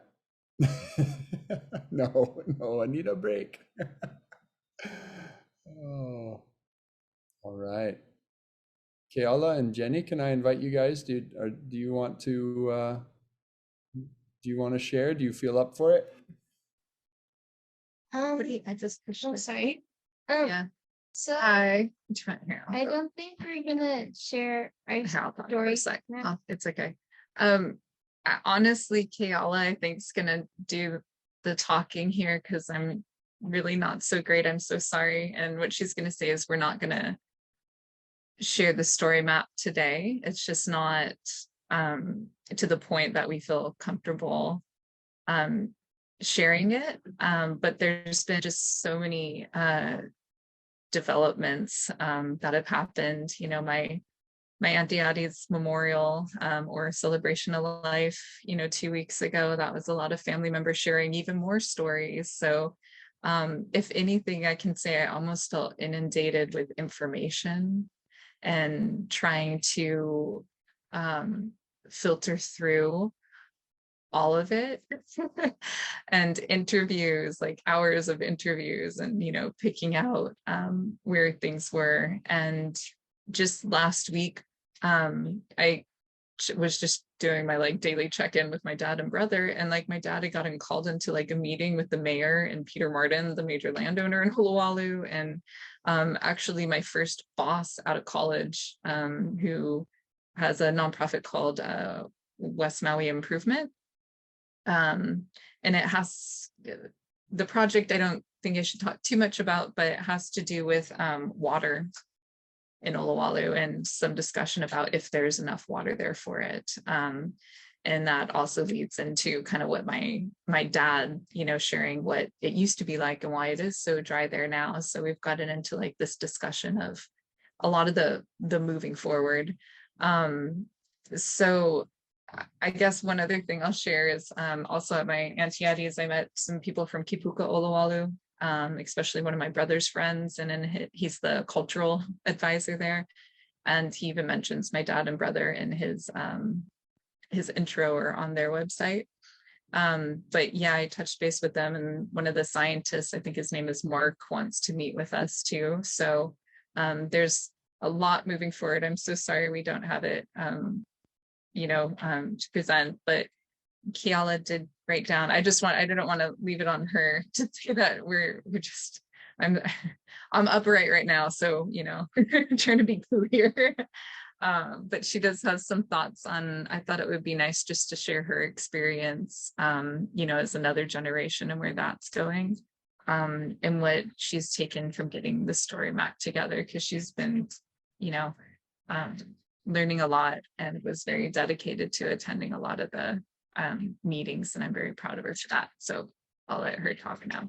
Go ahead then. Okay. Oh, yeah. Okay, so I kind of made up an order for like in which I'd want the story map to go in. And as like a side note, before like we did interview my grandfather and my other family members. Stop speaking.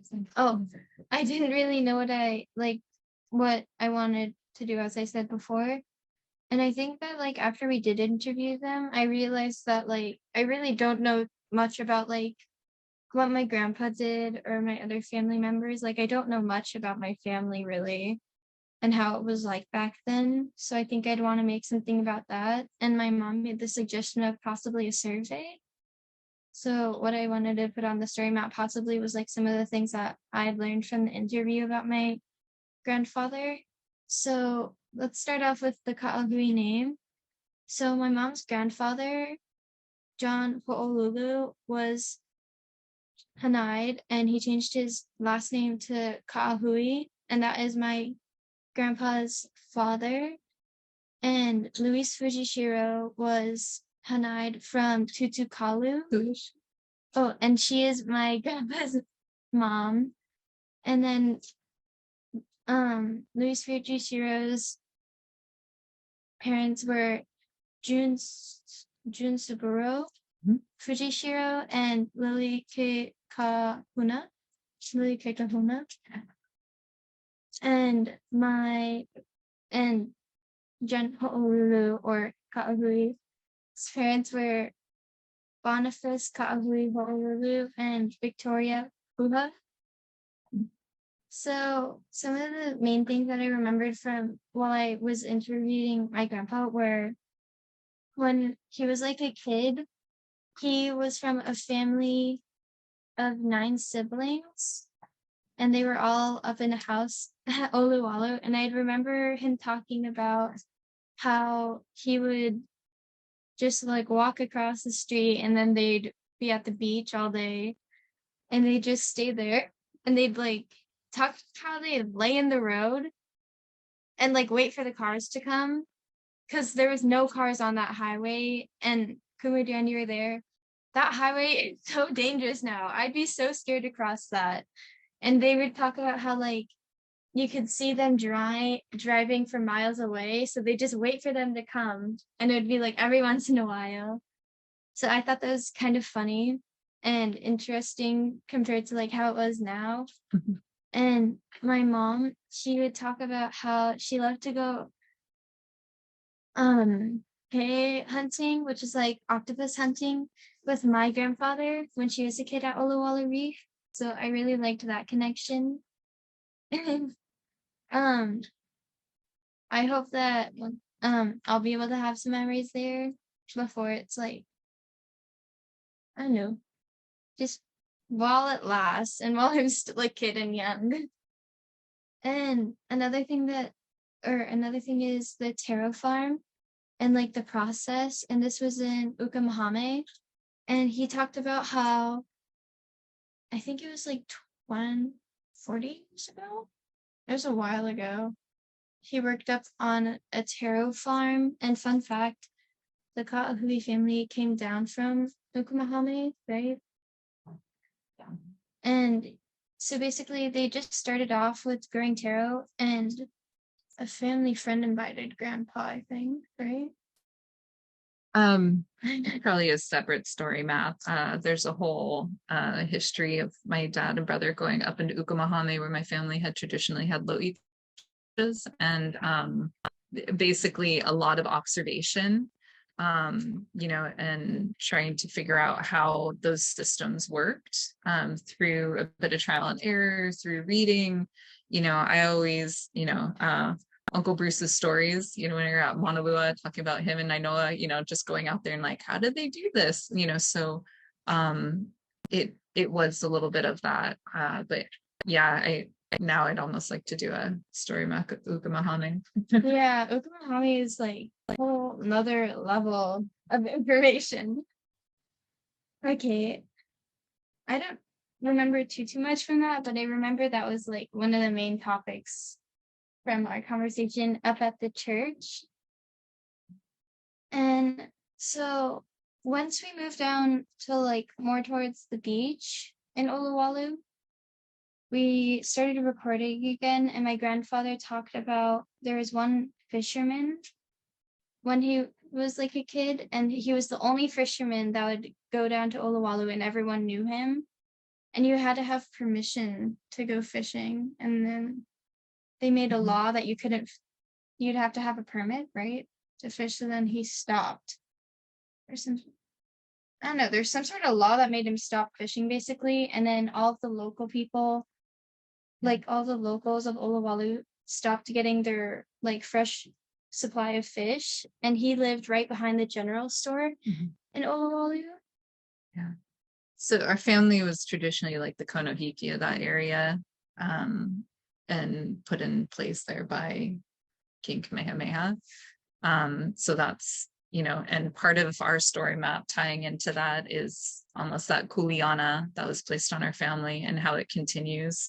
And almost the fact that, you know, my dad got some random call last week where it's like, we don't even live there anymore right now.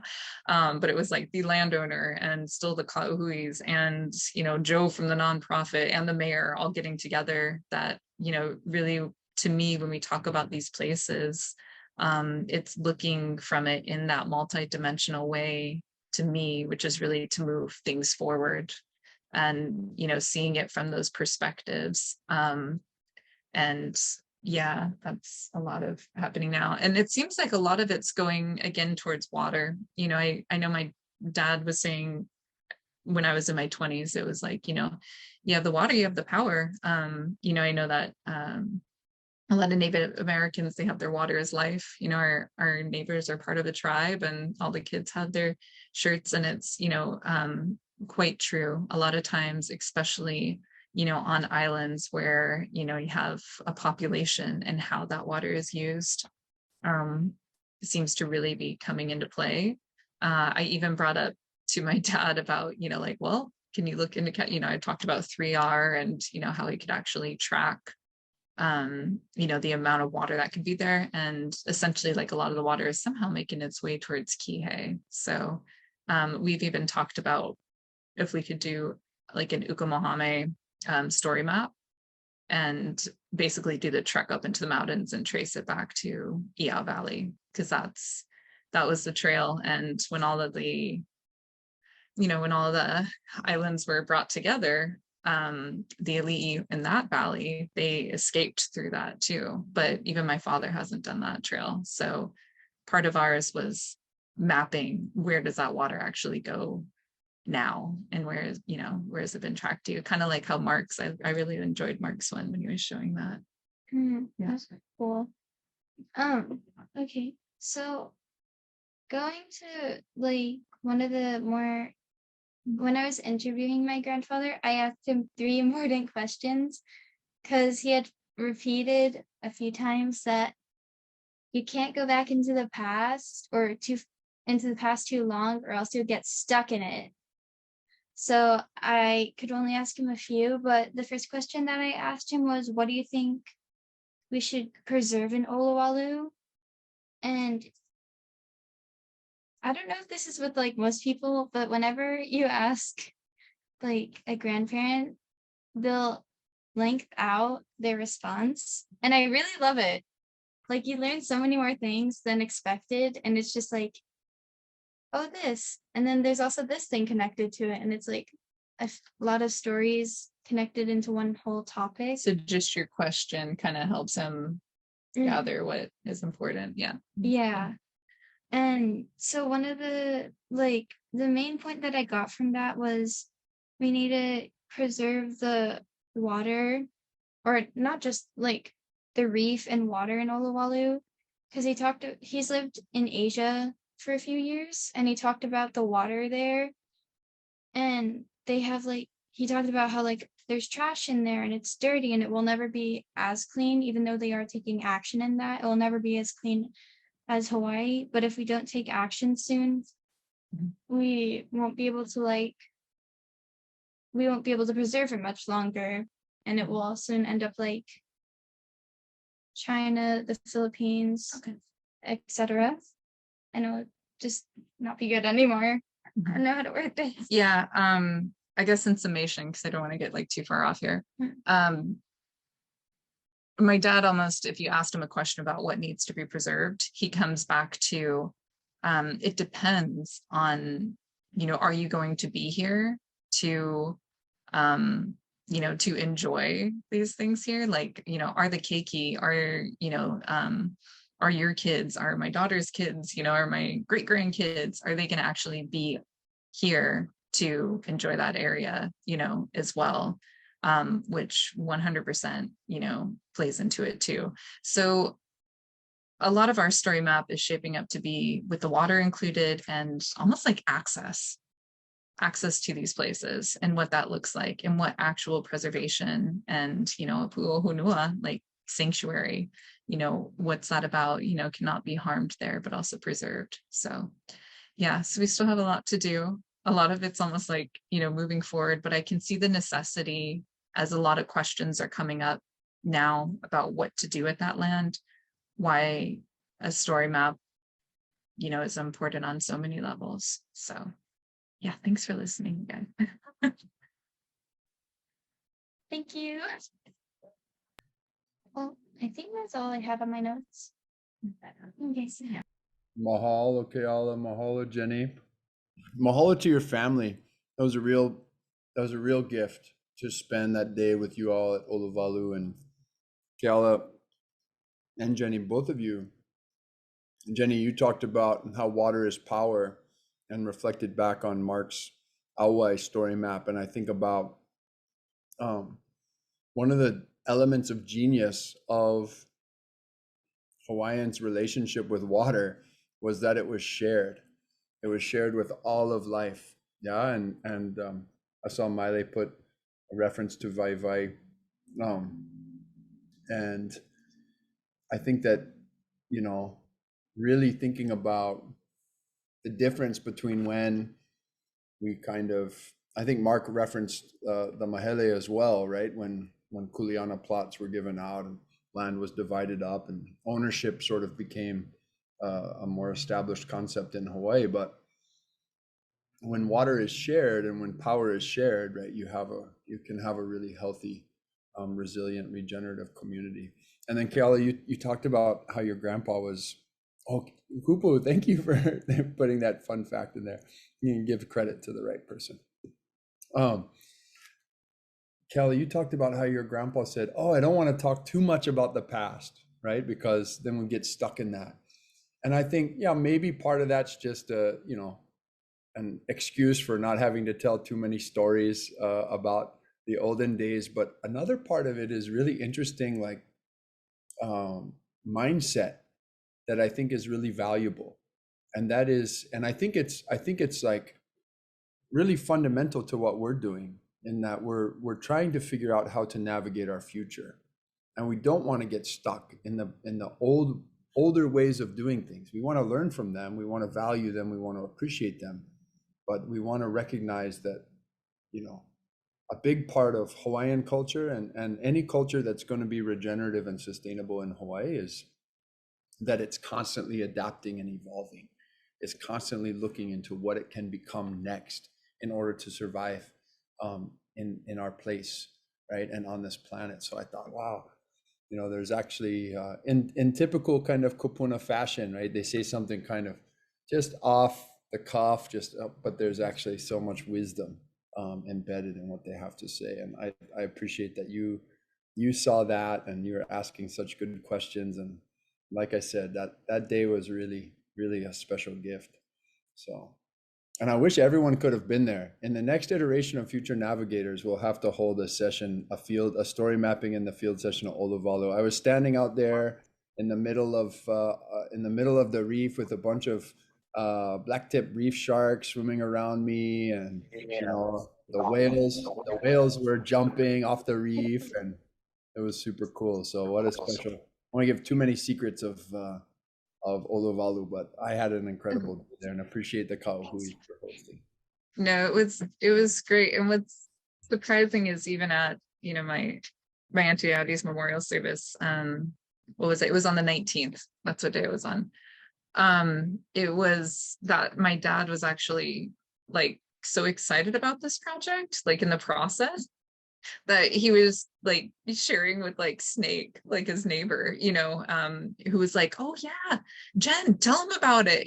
Like he's from, Laniapoko, like you want to do it too? And I'm like, but that, the multi-generational getting excited about, talking about these subjects. And that Snake was like, yeah, I'd love for my kids to understand that too. Has been what's, just, I don't know, just fuels me, I guess, with like hope of, wanting to preserve these stories and then teach our younger generations, like what do we want it to look like? And, really to my dad's point, like asking Cal, well, what do you want to see? What do you want to see? Do you care? Do you want this, like, because you have to think about these things, like, sure, you're just 13, but,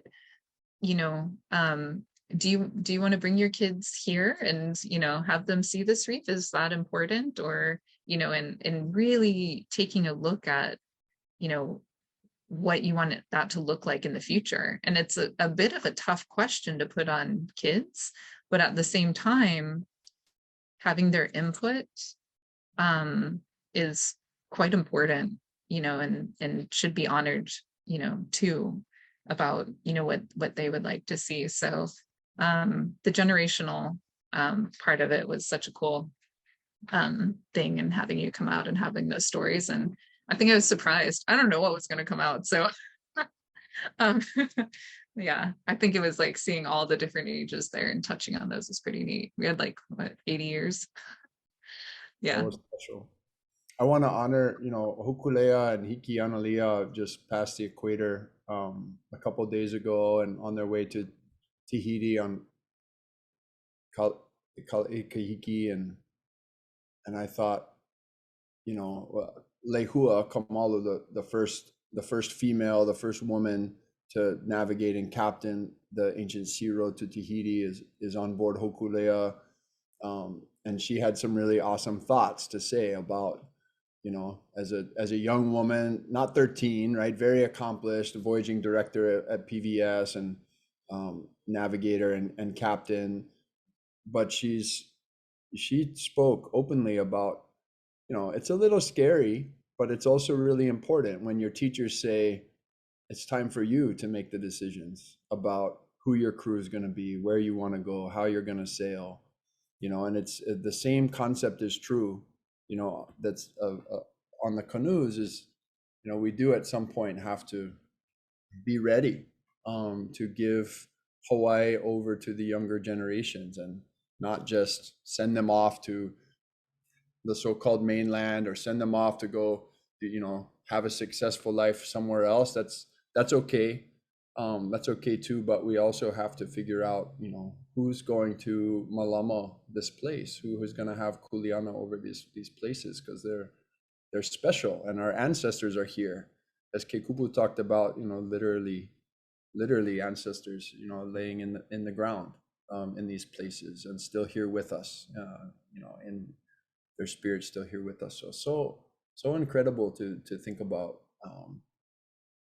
how we engage young people. And I just bring this up that, I hope as we move forward in future iterations, I really hope all of you can help this community figure out how we can best engage more and more young people and more families, and truly make this, has been a very intergenerational, multi-generational experience, and how can we make it even more so, given the constraints on everybody's time and how people are expected to sort of move around in the community. How can we really do that? So definitely on my mind, and the Kahuis, you guys inspired me to watching those generations kind of invest in understanding that place and have those very real conversations, especially with, you know, a visitor like me, sitting with you guys. That was really special. So Yeah, they're expecting you back. I hope you know, Dan. You and the kids are like Ohana. They're like, I hope you know that seriously. Like, I'll get asked about it. So I'm ready. Let's go. yeah, let's go. Oh, my birthday's tomorrow too, Dan. Happy birthday. The May Day baby. I know. Yeah, because my middle name's Lealoha, right? Like, you know, May 1st, it's the day it lays. So yeah, I was looking for some ohia.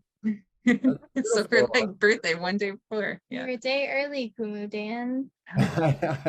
Yeah, no flowers for me. They said. Okay, mahalo everyone. Oh, Mahalo. What you say? well, like I feel like Grandpa was already talking about Kumu Dan like before Oh. he left. You're like while we were taking photos, he's like, Oh. when are we gonna do this again? I definitely Yeah. felt welcome. I definitely felt like part of the family by the end of that day. You guys were so generous, and I'm happy. Our family has a long history of Junesboro. My great grandfather ran away from Japan. My grandma Louise was gonna get shipped to Molokai and then eloped with my grandfather. So we have a history of being a little bit rebellious, and also a strong history of being Hanide. So even Kiala is going to be Hanide next year in Maui. It's a history of our family that you have a very large ohana and network of people to take care of you. And don't be afraid to go out there and blaze your own path. My family. So mahalo. I love it. Mahalo. All right. Yeah, and super cool on the oral history comments. Thank you to Miley and Kupu for that. So cool. All right, I don't know if Finley, I know Finley had to step away. He left me a chat message. Finley, are you back with us? Might not be there.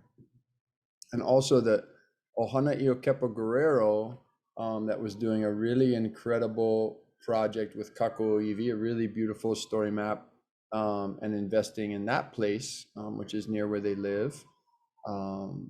They are in New Mexico today, so it's already pretty late there for them, and they've been working with some of the Native American tribes in New Mexico who are interested in learning from the Hawaiian language immersion lessons of the last 50 years.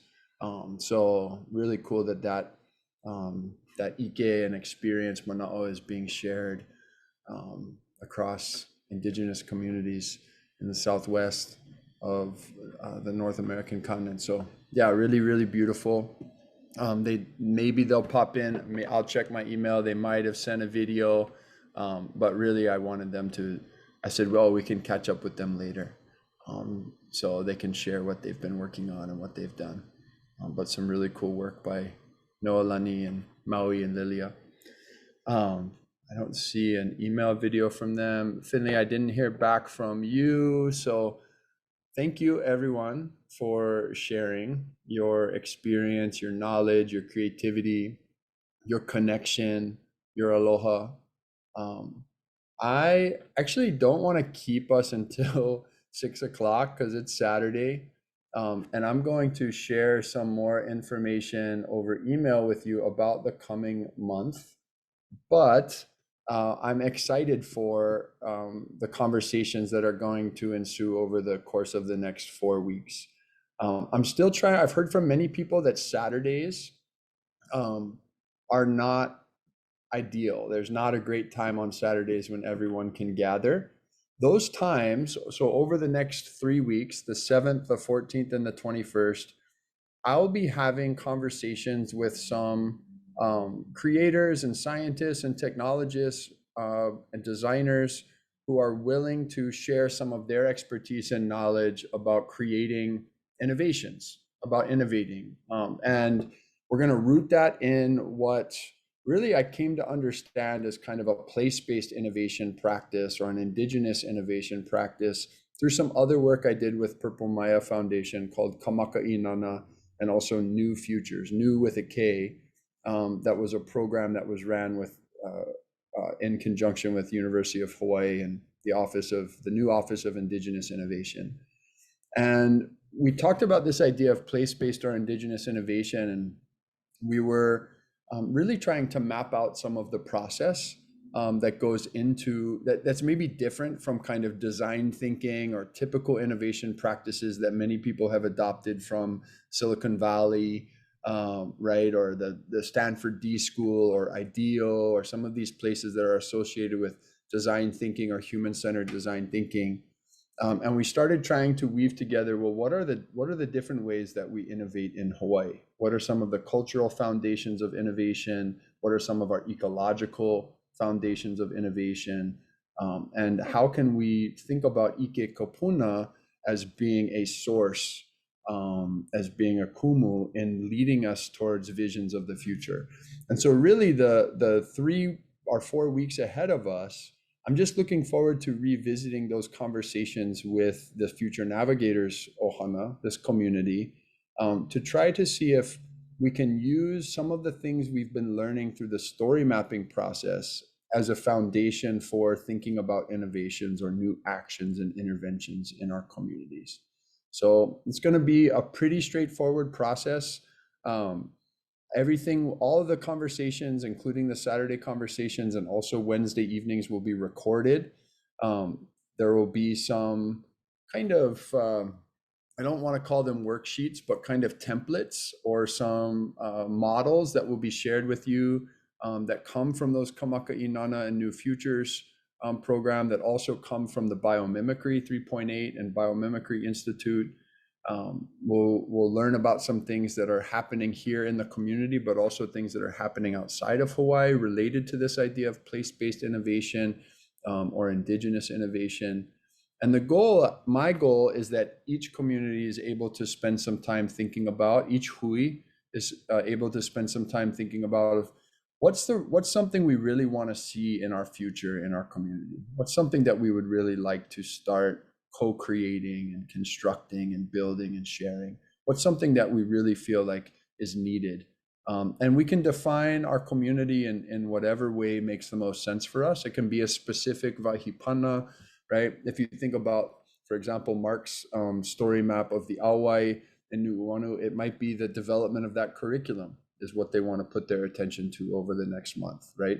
But it doesn't have to be something like, we're going to build a spaceship and carry Hawaii to Mars, or it doesn't have to be anything like super high tech, but we are going to dig into a little bit these prototyping tools, 3D design, CAD design, world building technologies. So how can we build kind of virtual and augmented reality environments?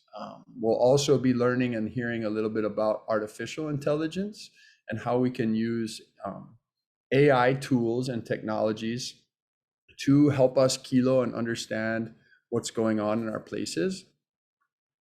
So all of that is coming over the next 4 weeks. It's probably going to feel like a lot really fast, and you don't need to take it all in.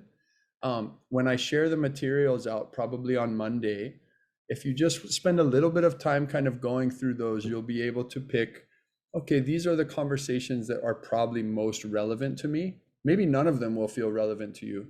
And you can just take the prompt and you can work on that in your own pace and in your own way over the next month.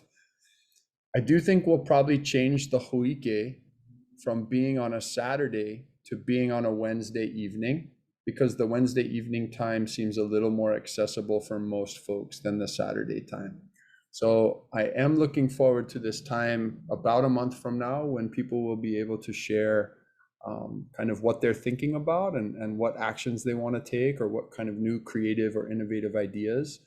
And then to whatever extent these resources and conversations that we'll be sharing over the next month are applied to you and are interesting to you and your hui, I hope that you'll engage with them and you'll ask questions and you'll utilize the spaces that we're creating. The only other thing I'll say before I open to questions and conversation discussion is just that I really encourage you to think about, who do you want to invite into this practice, into this hui, into this conversation with you that's not already there? I encourage you to think about young people that you can bring in. I encourage you to think about elders and kupuna that could come into the conversation as well. I think the intergenerational aspect is really important and powerful. Part of the genius of our place is that we all do live here together across multiple generations. It's easy to forget sometimes because we send the kids one place and the adults one place and then the older adults another place. But I would really love for us to invest some energy and time in thinking about how do we want to extend the invitation out into the community and engage others in these conversations with us and in these hopefully actions with us, because I do hope that out of Future Navigators, as sort of Jenny was alluding to, right? It's like, what can we do next? What's the future that we want to build? Who's, and so Uncle Snake, I don't know if everyone knows this, but she referenced Uncle Snake, one of her dad's neighbors, and he was on the original 1976 voyage from Hokulea. So Snake's got some stories, and yeah, he's a little bit of a legend, and has found himself in trouble and found himself, also loved and valued by his community. So he's got all of the best kinds of stories that our friends have to share. And I think, yeah, how can we engage folks like that? And who should they be? And I don't say that to add pressure, but I do hope, obviously, I hope we get to continue this work as a community. And we are currently we sent actually a handful of grant applications out over the last few months. And we're hoping that some of those land and that some resources are available to share with folks on islands other than Oahu, and to bring in more people into the experience. So all of that is in the works, but really if it's going to live on, it's going to live on because of all of you. Those of you who are here this evening, and also those of you who are listening to this as a recording, and those of you who never hear this, but are still a part of us, whether you like it or not. So yeah, I just wanted to sort of encourage you to think about, okay, I just went through this process. Sure, our story maps feel like they still have some more work to do. Maybe they're never going to be done, and that's okay too. They're constantly evolving. But also, who can we bring in and sort of start really thinking about the future some more, and what we'd like to create in our communities. That would be that's really the invitation. So I don't want to keep us and kind of run through a longer introduction to that. We've already been online for a while, and I really value and appreciate your time. This really meant a lot. It's a great way actually to spend my birthday. It's so exciting to see what you all have done. So it was a real gift, and I appreciate you all.